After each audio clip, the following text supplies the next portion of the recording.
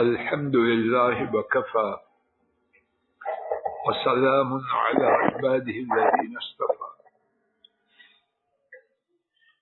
رب أعوذ بك من همزات الشياطين وأعوذ بك رب أن يحضرون أعوذ بالله السميع العليم من الشيطان الرجيم من حمده ونفخه ونفسه 19واں پارہ سورہ الفرقان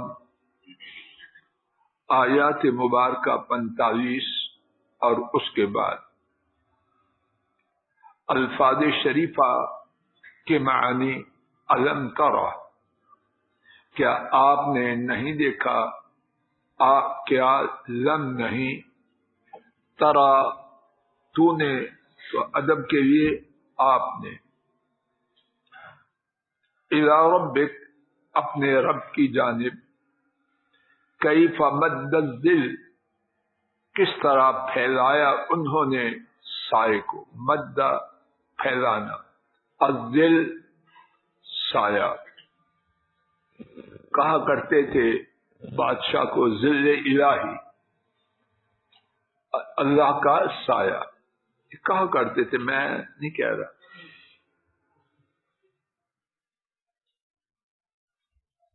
وَلَوْ شَاءَ اور اگر وہ چاہتے، لَجَعَلَهُ سَاكِنًا تو اس کو کر دیتے ساکن، ثُمَّ جَعَلْنَا الشَّمْسَ پھر ہم نے بنایا سورج کو، عَلَيْهِ دَلِيلًا اس پر دلیل، بامحاورہ ترجمہ، کیا آپ نے اپنے رب کی طرف نہیں دیکھا کہ انہوں نے سایہ کو پھیلایا اور اگر وہ چاہتے تو اس کو ساکن کر دیتے۔ پھر ہم نے سورج کو اس پر دلیل بنایا۔ سورہ الفرقان کے آغاز میں رب العالمین نے اپنی توحید کے دلائل کا ذکر کیا، اس کے بعد توحید کے جو انکار کرنے والے تھے ان کے حوالے سے گفتگو ہوئی، ان کے اعتراضات، ان کی تردید۔ اب اس کے بعد پھر رب العالمین نے اپنی توحید کی دلیل بلکہ دلائل پیش پر۔ اس آیت کریمہ میں رب العالمین نے سائے کے حوالے سے بات کا آغاز فرمایا کہ آپ کے رب نے کیسے سائے کو پھیلایا۔ سایہ سے مراد حضرات مفسرین کی رائے میں ایک سے زیادہ معنی ہے۔ ایک معنی روشنی اور تاریکی کی وہ حالت جو طلوع شمس سے سورج کے نکلنے سے پہلے ہوتی ہے اور پھر چیزوں کی اوٹ میں، درختوں کی اوٹ میں سایہ ہوتا ہے، اور دوسرا معنی ظل سے مراد رات کی تاریکی۔ تو اللہ کریم نے یہ ساری باتیں جو معنی بھی ہو ان کے کرنے والے صرف اللہ مالک الملک۔ رات کی تاریکیوں کے بعد سورج سے قبل کچھ روشنی کا ہونا ان کی جانب سے، رات کی تاریکی کا چھانا ان کی جانب سے۔ وَلَوْ شَاءَ لَجَعَلَهُ سَاكِنًا اگر اللہ تعالی چاہتے تو سایہ کو ساکن کر دے۔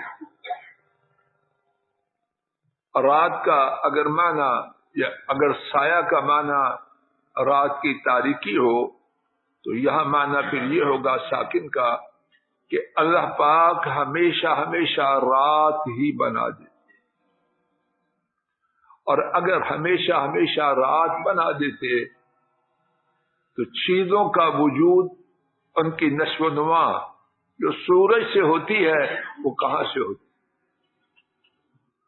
معیشت کے لیے جد و جہد کہاں سے ہوتی؟ رب العالمین نے سایہ کو اپنی رحمت سے ایسا بنایا کہ آنے اور جانے والا ہے، اور پھر سایہ گھٹتا اور بڑھتا ہے۔ یک وقت اگر ہوتا تو شاید کائنات کا نظام درہم برہم ہو جاتا، اور اگر سرے سے سایہ ہی رہتا تو پھر بھی کائنات کا نظام ختم ہو جاتا۔ کتنی زندہ چیزیں ان کا وجود سورج کی روشنی سے ہے، سورج کی روشنی نہ ہو ان پہ مردنی چھا جاتی۔ چیزوں کے وجود، کچھ چیزوں کے وجود اور چیزوں کی نشو و نما کے لیے اگر سایہ ہی سایہ رہتا تو وہ چیزیں وجود میں کیسے رہتی؟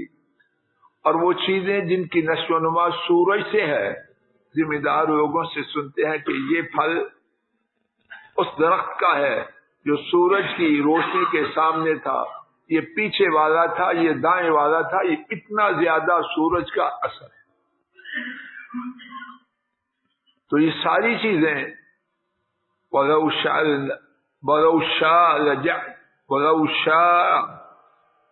لَجَعَلَهُ سَاكِنًا، اگر اللہ چاہتے تو اس کو یقیناً ساکن کر دیتے، اور اگر ساکن کرتے اس کو ٹھہرا دیتے تو کون تھا جو سایہ کو ختم کر کے سورج کو لا سکتا؟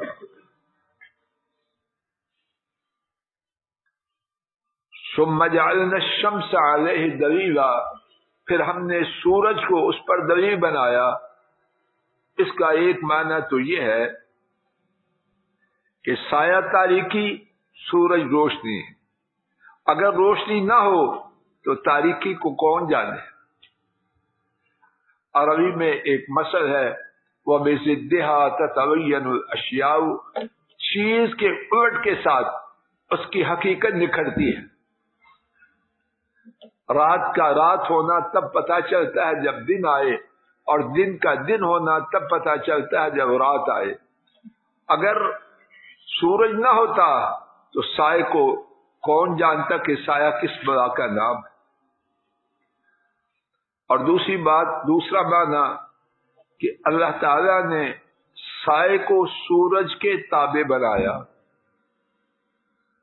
سورج آیا، سایہ تھوڑا تھوڑا بڑھتا ہے، جب سورج پوری بلندی پہ جاتا ہے سایہ ختم ہو جاتا ہے۔ سورج ڈھلتا ہے، سایہ پھر بڑھنا شروع ہوتا ہے، یہاں تک کہ رات چھا جاتی ہے۔ تو معنی ثم جعلنا الشمس علیہ دلیلا کہ سورج اس کے تابع بنایا سایہ کو۔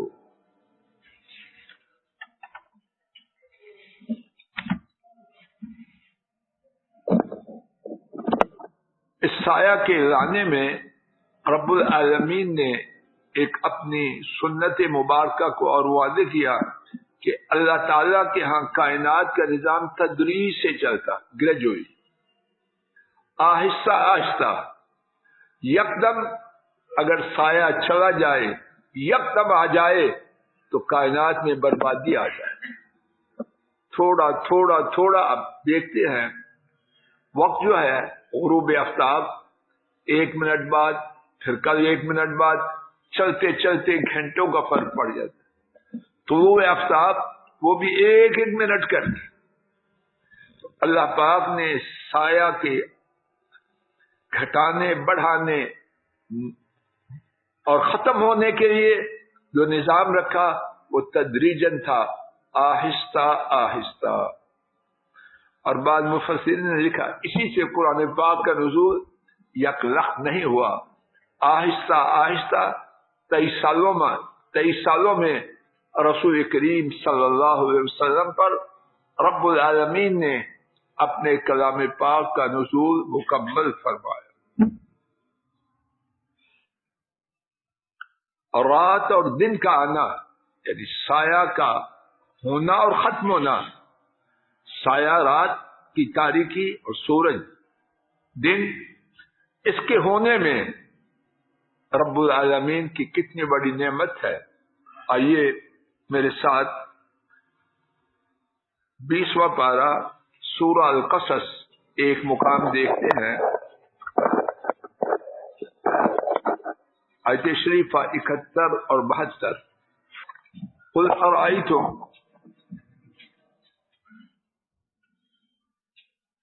ان جعل اللہ علیکم اللیل سرمدا، کہہ دیجئے اگر اللہ تعالی تم پر رات کو دائمی بنا دیتے الی یوم القیامہ، قیامت کے دن تک، من الہ غیر اللہ یأتیکم بضیاء، کون تھا معبود اللہ پاک کے سوا جو تمہارے پاس روشنی لاتا. افلا تسمعون، کیا تم سنتے نہیں؟ قل ارأیتم ان جعل اللہ علیکم النہار سرمدا الى یوم القیامہ من الہ غیر اللہ یأتیکم بلیل تسکنون فیہ افلا تبصرون، کہہ دیجئے کیا تم دیکھتے نہیں، کیا تم دیکھتے ہو کون ہے الہ اللہ تعالی کے سوا جو تمہارے پاس رات کو لائے کہ تم اس میں آرام کرو. نہیں معاف کریں. قل ارأیتم ان جعل اللہ علیکم النہار سرمدا، کہہ دیجئے اگر اللہ تعالیٰ تمہارے پاس دن دائمی کر دیتے قیامت کے دن تک، من الہ غیر اللہ، کون ہے معبود اللہ تعالیٰ کے سوا، یأتیکم بلیل تسکنون فیہ، کہ وہ تمہارے پاس رات لائے کہ تم اس میں سکون حاصل کرو. افلا تبصرون، کیا پس تم دیکھتے نہیں؟ تو رات اور دن کا آنا یہ رب ذوالجلال کی بہت ہی بڑی عظیم نعمتوں میں سے ایک نعمت ہے. آئیے سبق کی طرف.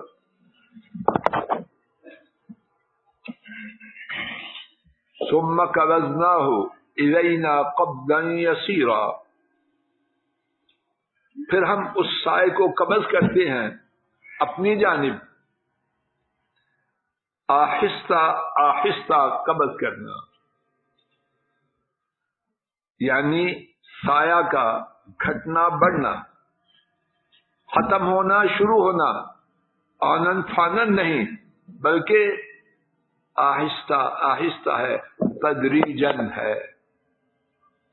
اور یہی نظام رب العالمین نے اپنی کائنات میں رکھا، اور اسی نظام کے مطابق قرآن کریم کا نزول ہوا. وَهُوَ الَّذِي جَعَلَ لَكُمُ اللَّيْلَ لِبَاسًا وَالنَّوْمَ سُبَاتًا وَجَعَلَ النَّهَارَ نُشُورًا، اور وہ الذی ذات ہی، یہاں توجہ فرمائیے، ترجمہ ایک یہ ہے وہ ذات، یہ نامکمل ترجمہ ہے.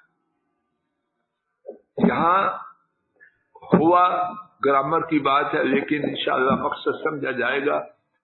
اس میں معرفہ ہے، الذی یہ بھی معرفہ ہے.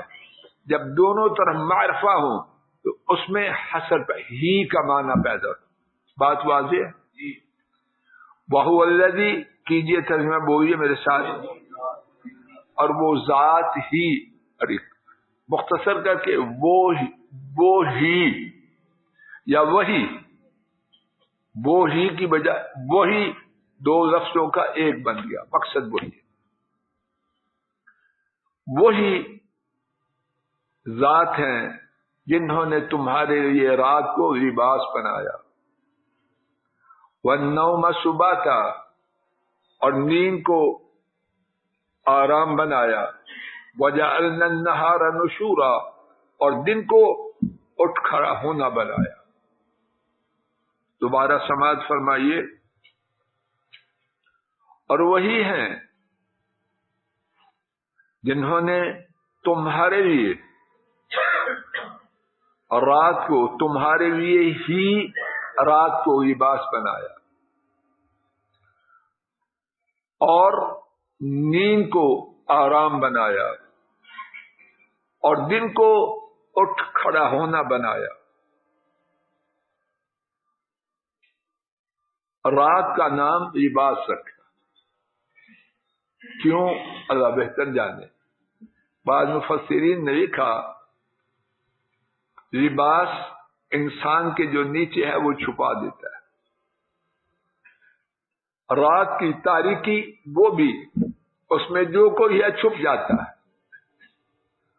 اور اس تاریکی میں تھکی ماندی انسانیت کے لیے بہت بڑی نعمت ہے. روشنی اندھیرے کی نسبت، اللہ نہ چاہے تو اندھیرے میں بھی نہیں ہوتی بات. روشنی اندھیرے کی نسبت راحت میں، سکون میں خلل ڈالتی ہے. اندھیرے میں غالباً لیکن یہ بھی سکون چل رہا ہے. اللہ تعالیٰ اپنے فضل و کرم سے، دین کی برکت سے اس کو جاری و ساری رکھے. روشنی میں سکون کے ختم ہونے کے یا کم ہونے کے امکانات زیادہ ہیں. تاریکی میں سکون اور راحت ملنے کے امکانات نسبتاً زیادہ ہیں. سارے دن کا تھکا ماندہ اب وہ محتاج ہے سکون کا. اللہ تعالیٰ نے رات کو اندھیرا بنا کے لباس کی مانند جو کچھ تھا زمین پر چھپا دیا. وَالنَّوْمَ سُبَاتًا، اور نیند کو آرام. سونے کی وجہ سے سارے دن کی جو ٹوٹ پھوٹ ہے، تھکاوٹ ہے، اللہ اپنی رحمت سے اسے مٹا دیتے. اور یہ بات قرآن کریم میں اس کے علاوہ بھی بیان کی گئی ہے. میرے ساتھ دیکھیے سورہ النبأ 30واں پارہ،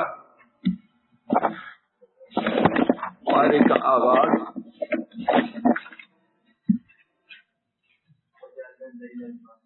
وَجَعَلْنَا نَوْمَكُمْ سُبَاتًا وَجَعَلْنَا اللَّيْلَ لِبَاسًا. 9 اور 10. شکریہ. اور ہم نے بنایا تمہاری نیند کو آرام اور ہم نے بنایا تمہاری رات کو لباس. آئیے سبق کی طرف. نیند رات کی تاریکی اور اس کے فوائد اللہ جانے کتنے زیادہ ہیں، اور ان کا ذکر، اس نعمت کا ذکر اللہ پاک نے اس کے علاوہ بھی قرآن کریم میں فرمایا ہے. آئیے میرے ساتھ سورہ الزمر